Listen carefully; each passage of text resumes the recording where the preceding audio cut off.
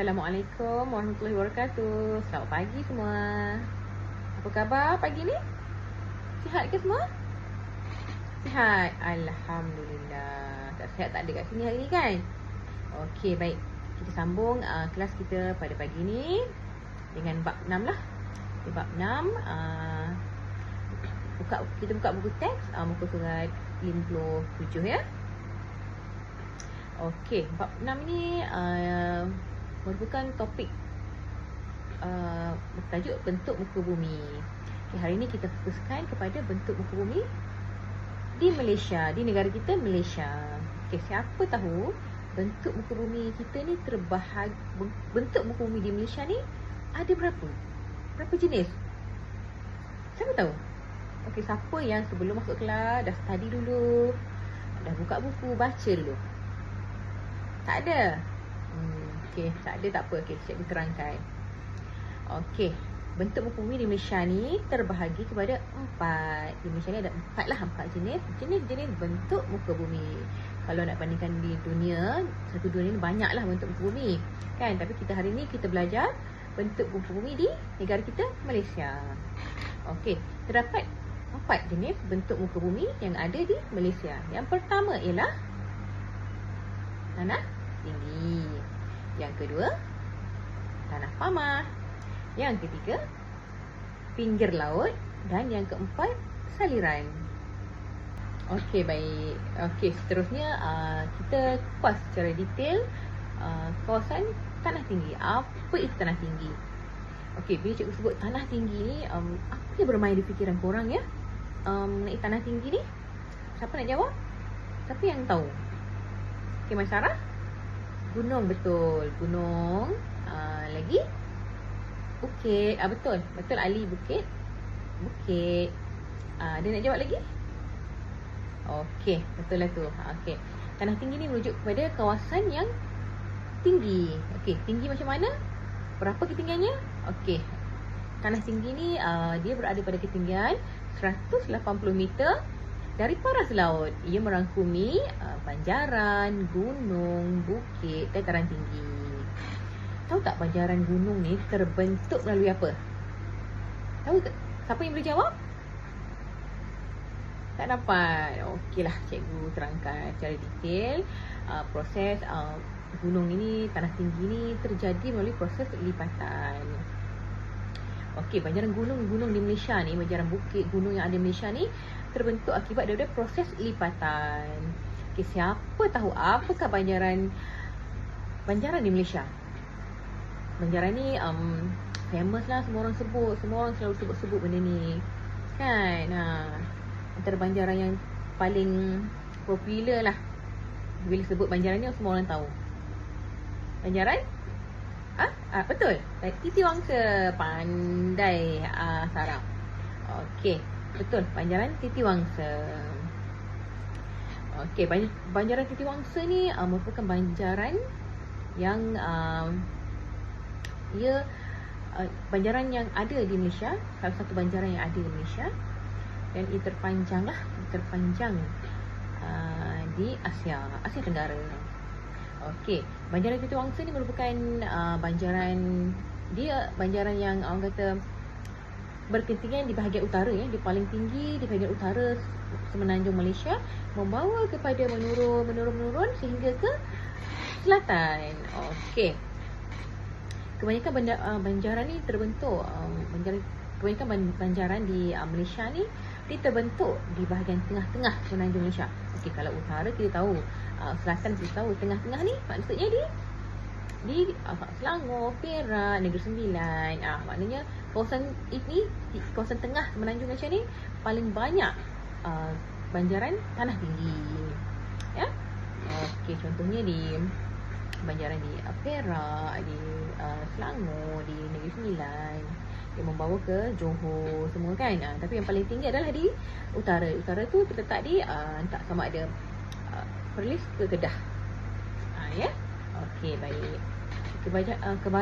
Kebanyakanlah banjaran ni terbentuk di tengah-tengah semenanjung Malaysia kan. Sabah Sarawak pun ada juga. Okey, di Sabah di bahagian barat dan bahagian tengah Sabah, dan kalau di Sarawak, di pedalaman Sarawak. Okey, kalau kita sebut pasal tanah tinggi ni, mesti kita nak tahu tanah tinggi suhu dia berapa. Okey, kalau kita nak claim itu tanah tinggi, suhu dia kena berapa? Okey, siapa tahu? Tak tahu. 20? 30? Okey, tak. Okey, yang sebenarnya suhu di kawasan tanah tinggi ini ialah tidak melebihi 19 darjah Celsius. Okey, kalau kata dah 25, 26, itu dah bukan tanah tinggi lah. Itu tanah biasa, dataran biasa. Macam kita duduk sekarang lah, kita pergi rumah kita, pergi sekolah, itu dataran biasa. Itu bukan dataran tanah tinggi. Okay, contoh yang paling famous kat Malaysia ni, dataran tanah tinggi yang korang tahu, yang pelajar-pelajar tahu. Siapa nak jawab? Cameron Highlands, betul. Pandai. Pernah pergi ke? Oh, patutlah. Okey, betul. Okey, mari aku jadi jawab tadi, betul. Cameron Highlands. Okey, Cameron Highlands ni antara salah satu dataran tinggi yang paling famous lah kat Malaysia. Orang kata semua orang pergi, semua orang tahu. Bila sebut Cameron Highlands, semua orang tahu. Alah, yang mak korang suka pergi tu, kalau pergi sana tu tak cukup lah. Satu bonet kereta mesti penuh bonet kereta kan. Sama lah, cikgu pun sama. Bukan mak korang je, cikgu pun sama. Okey, kita dah bincangkan bentuk muka bumi yang pertama tadi, iaitu tanah tinggi.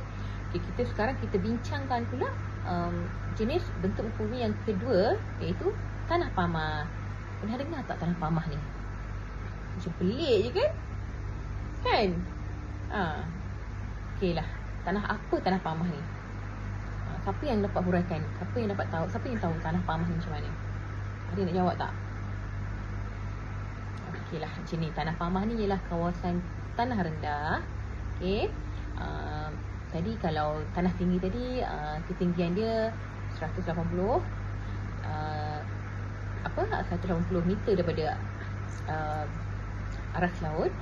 Tapi kalau tanah pamah ni, ia 180 meter dari aras laut. Maknanya kalau kita senang je nak bezakan. Kalau tanah tinggi tadi 180 meter ke atas paras laut, dan kalau tanah pamah ni 180 ke bawah paras laut. Okey, kebanyakanlah tanah pamah ni terdapat di lambangan-lambangan sungai, di dataran, delta dan juga dataran pantai. Contohlah kalau kat Malaysia ni yang paling famous adalah di Sungai Kelantan, dataran Kedah Perlis, Datarajan kat Sarawak. Kalau kat Sabah di Delta Segamar. Okey, kalau macam tanah pamah ni, orang kata tanah yang subur untuk bercucuk tanam lah.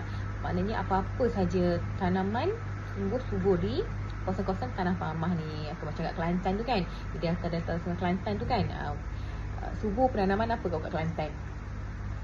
Padi. Pandai kan? Kat Kelantan kalau kita pergi, sepanjang perjalanan kita nampak sawah padi terbentang luas. Sama juga di Kedah kan. Kalau kita menghala ke utara, kita nampak dah perjalanan kita tu, naik highway tu kan, kita nampak lah sawah padi kiri kanan, kan, bawa ke Perlis semua tu kan, kita nampak sawah padi.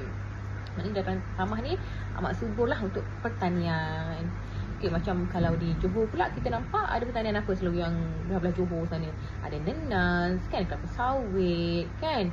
Maknanya itu adalah tanah pamah, yang mana tanah pamah ni subur untuk bercucuk tanam dan menjalankan aktiviti pertanian. Okey, cikgu dah jelaskan tadi bentuk muka bumi yang kedua, iaitu tanah pamah. Okey, seterusnya kita masuk pula kepada bentuk muka bumi yang ketiga, iaitu pinggir laut. Okey, bila sebut pinggir laut ni mestilah ada laut kan? Mestilah ada laut, ada pantai kan? Okey, kalau di Malaysia ni mempunyai pinggir laut yang Malaysia mempunyai pinggir laut yang panjang. Maknanya kat Malaysia ni, kita ni daripada utara bawa ke selatan, kita ada pinggir laut. Kita di mana-mana saja kita ada laut.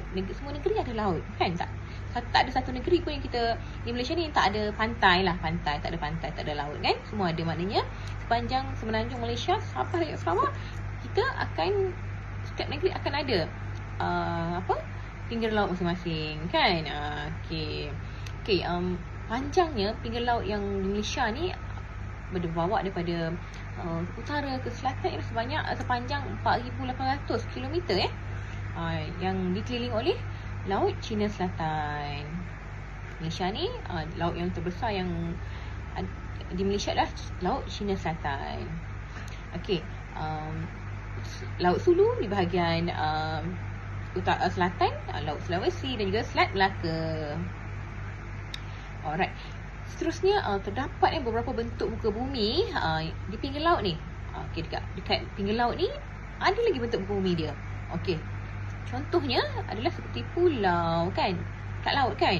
Mesti ada pulau kan? Pulau, ada teluk, okay, ada tanjung, ada lagun. Okey, inilah 4 ni contoh bentuk muka bumi yang ada di pinggir laut tu. Okey, Malaysia kita ni dikelilingi oleh laut yang cetek tau. Kita nampak laut yang kita pergi mandi kat pantai semua kan, dalam kan. Tapi sebenarnya di Malaysia ni mempunyai laut yang cetek yang terletak di atas pentas Sunda. Pentas benua, minta maaf yang terletak di atas pentas benua. Okey, yang dikenali sebagai pentas Sunda. Okey, baik. Di pinggir pantai pula. Okey, apakah ciri-ciri pinggir pantai ni? Siapa tahu ciri-ciri pinggir pantai ni? Kita tengok pinggir pantai.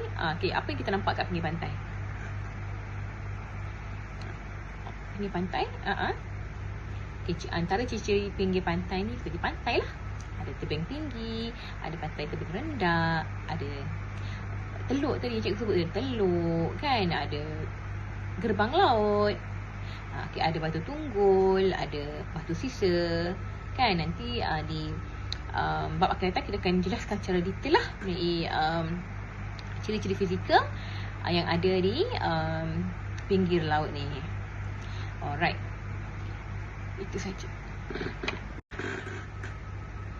Okey, kita dah bincangkan 3 jenis bentuk muka bumi di Malaysia, iaitu apa itu murid?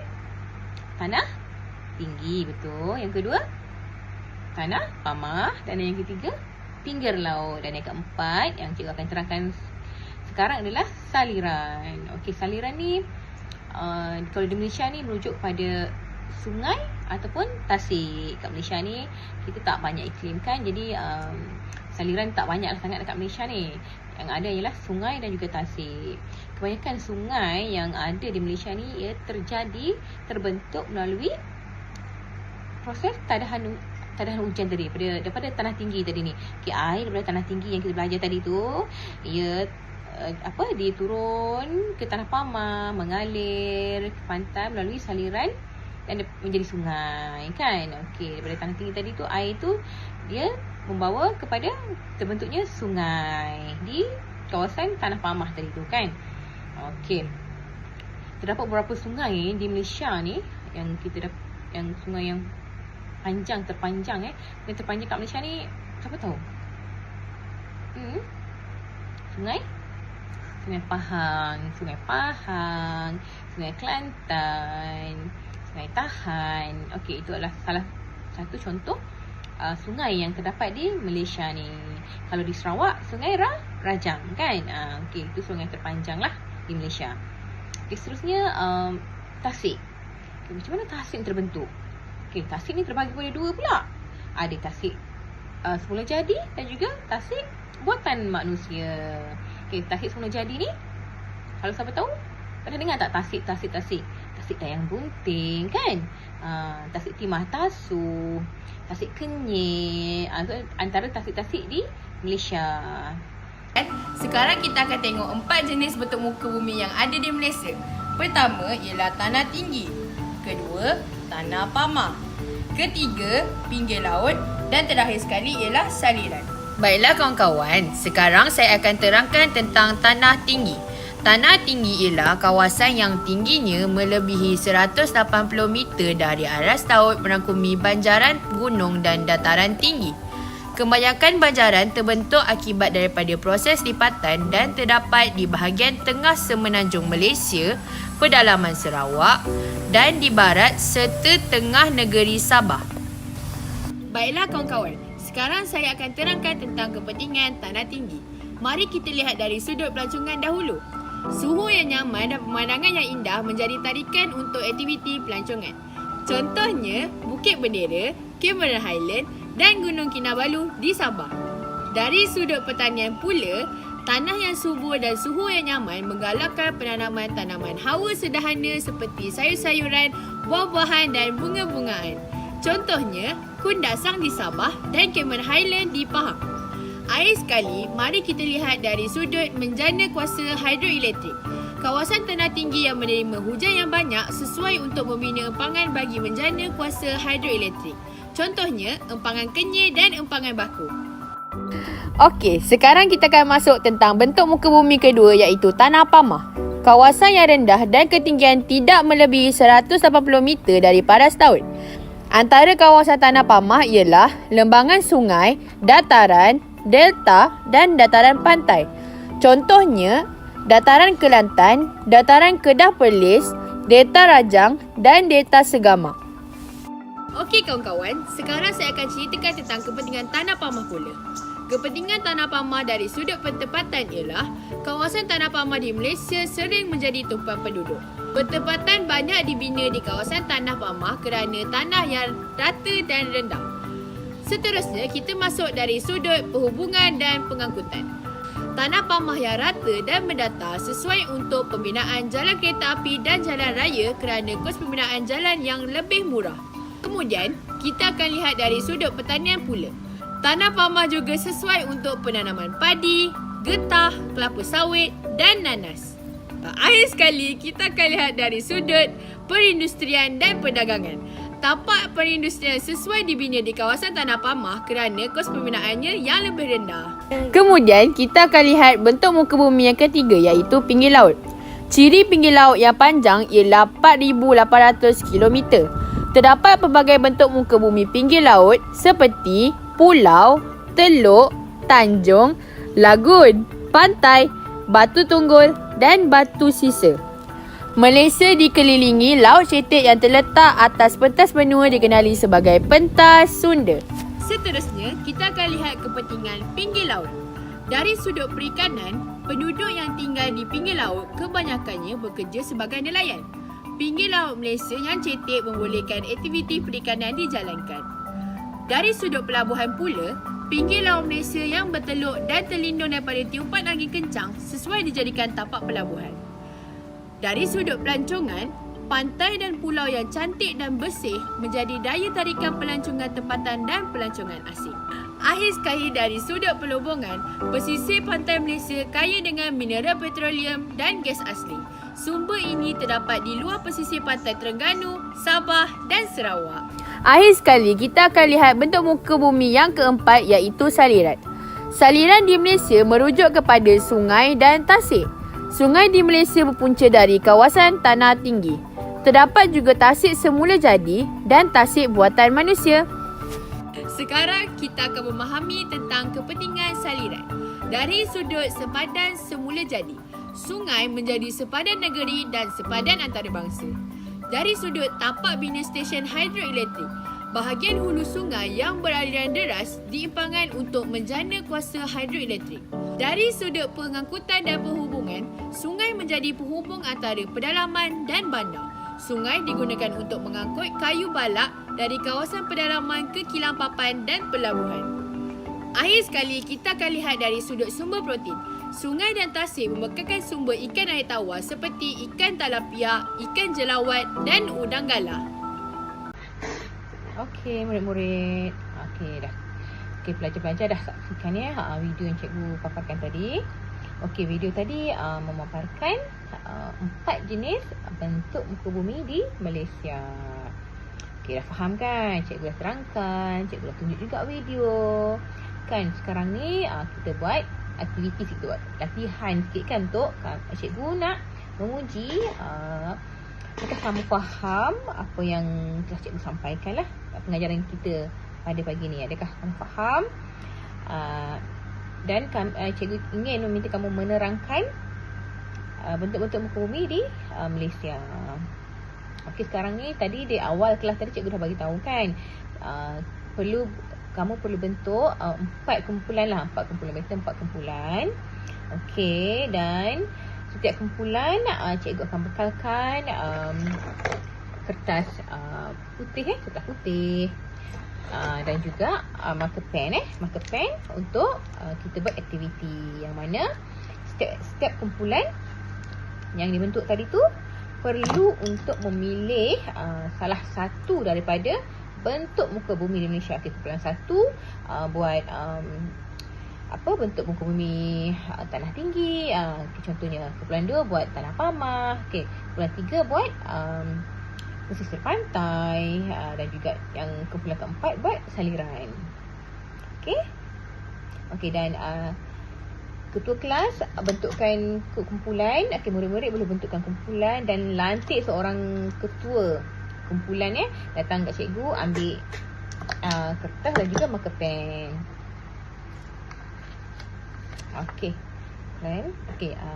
Ahmad kumpulan 1 Ahmad kumpulan 1 ya.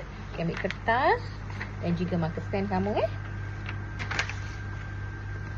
yang kedua Aina kumpulan kedua. Kumpulan 2 ya. Aina dan ni ambil kumpulan 2. Mariam kumpulan 3 Mariam kumpulan 3 ambil kertas dan marker pen. Dan kumpulan keempat, siapa ketua kumpulan? Datang ambil kertas dan juga marker pen. Apa yang cikgu nak melalui pembelajaran kita tadi. Cikgu nak kamu ambil tadi ibu cakap setiap cikgu cakap ambil satu bentuk muka bumi dan kamu huraikan di atas kamu huraikan di atas kertas tadi untuk kamu hasilkan kamu huraikan dalam bentuk peta aiting. Kita dah ajarkan, cikgu dah ajarkan macam mana cara menggunakan peta aiting, dan sekarang cikgu mahu kamu huraikan bentuk muka bumi tadi tu dalam bentuk peta aiting. Cikgu bagi masa dalam 10 minit lah untuk kamu siapkan. Dan bila kita dah siapkan, bila kamu dah siap membuat peta aiting, kamu perlu untuk membentang. Dah selesai tugas aktiviti pertama kita. Cikgu nampak semua pelajar mainkan peranan yang penting lah dalam kumpulan masing-masing. Ambil take part, maknanya masing-masing bantu-membantu. Bagus makna ada semangat kerjasama antara satu sama lain. Dan cikgu nampak tadi hasil pembentangan juga sangat bagus lah. Maknanya kamu faham apa yang cikgu ajar, kamu faham apa yang dipaparkan dalam video tadi. Maknanya kamu dapat aplikasikan dalam peta aiting. Itu aktiviti pertama. Aktiviti pertama dah selesai. Kita pergi pula kepada aktiviti kedua. Masih lagi dalam kumpulan. Cikgu minta wakil ketua kumpulan untuk datang ke hadapan dan memilih beberapa sampul yang ada pada cikgu ni. Memilih sampul yang ada pada cikgu ni ya. Dalam sampul ni ada beberapa soalan. Ada satu soalan. Kamu perlu memilih satu sampul dan juga menjawab soalan dalam kumpulan. Soalan tu hanya dijawab secara verbal lah, tak perlu tulis lah. Maknanya dapat je soalan ni, dan cikgu akan panggil kumpulan yang mana untuk bentangkan, untuk baca soalan dan juga menjawab on the spot.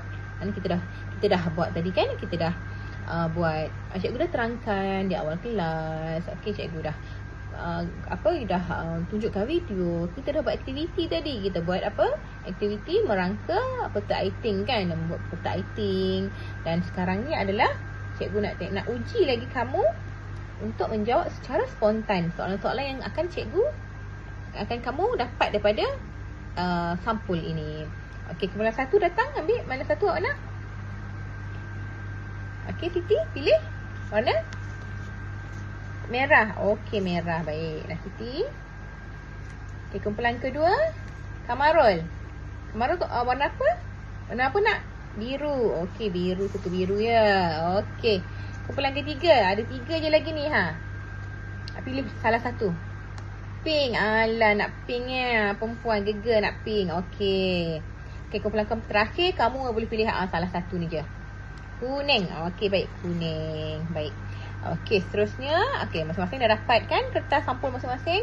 Okey, kamu boleh buka sampul masing-masing kan dan baca soalan. Okey, faham dan baca soalan yang ada dalam sampul tersebut dan kamu dikehendaki untuk menjawab secara spontan. Okey, wakil seorang untuk jawab. Tak kisahlah ketua kumpulan ke ataupun ahli-ahlinya boleh menjawab. Dan tadi cikgu kata apa awal kelas tadi?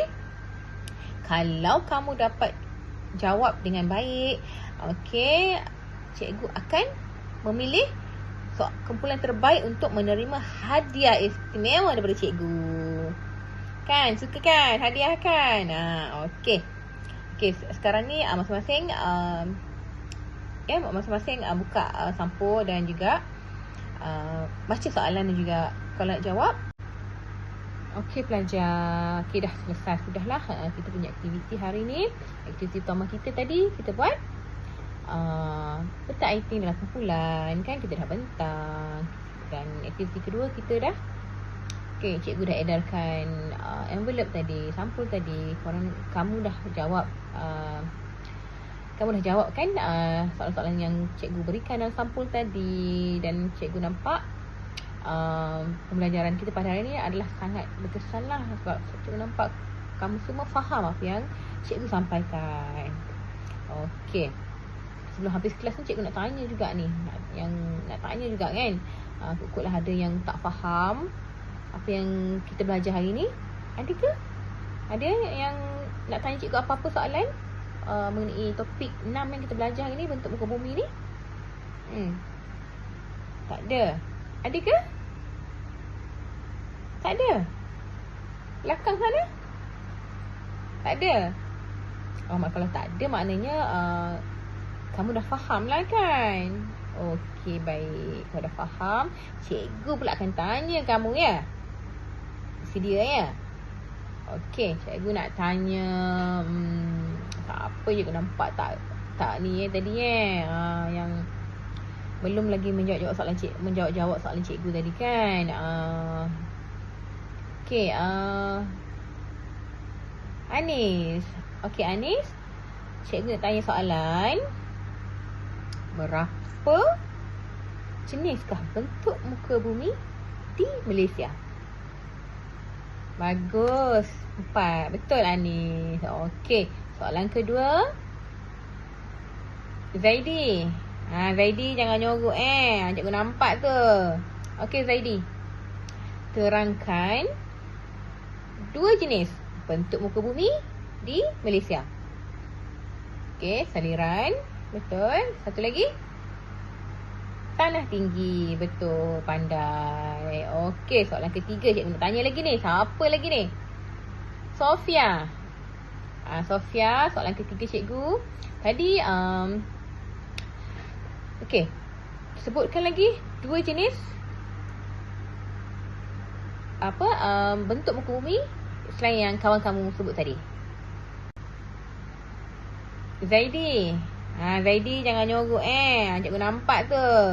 Okey Zaidi, terangkan 2 jenis bentuk muka bumi di Malaysia. Okey, saliran. Betul. Satu lagi. Tanah tinggi. Betul, pandai. Okey, soalan ketiga cikgu nak tanya lagi ni. Siapa lagi ni? Sofia. Sofia, soalan ketiga cikgu. Tadi okey, sebutkan lagi 2 jenis bentuk muka bumi selain yang kawan kamu sebut tadi.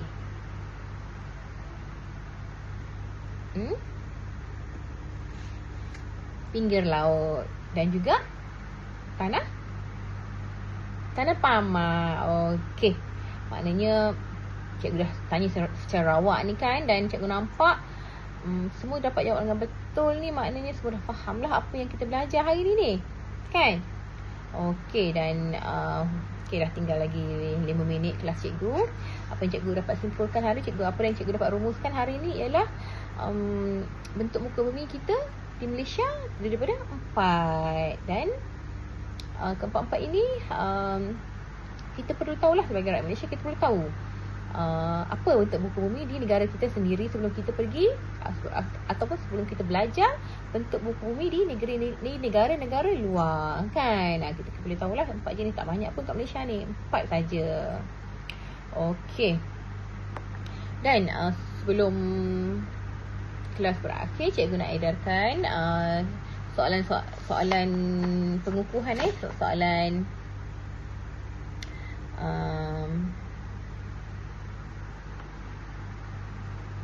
pengukuhan untuk kamu jawab lah, untuk kamu jawab di rumah nanti. Dan cikgu akan tanya, cikgu akan minta balik soalan-soalan ni pada kelas akan datang lah, minggu depan minggu depan, lepas pada cuti, ya. Okey, terima kasih banyak-banyak. Jumpa lagi next class. Bye.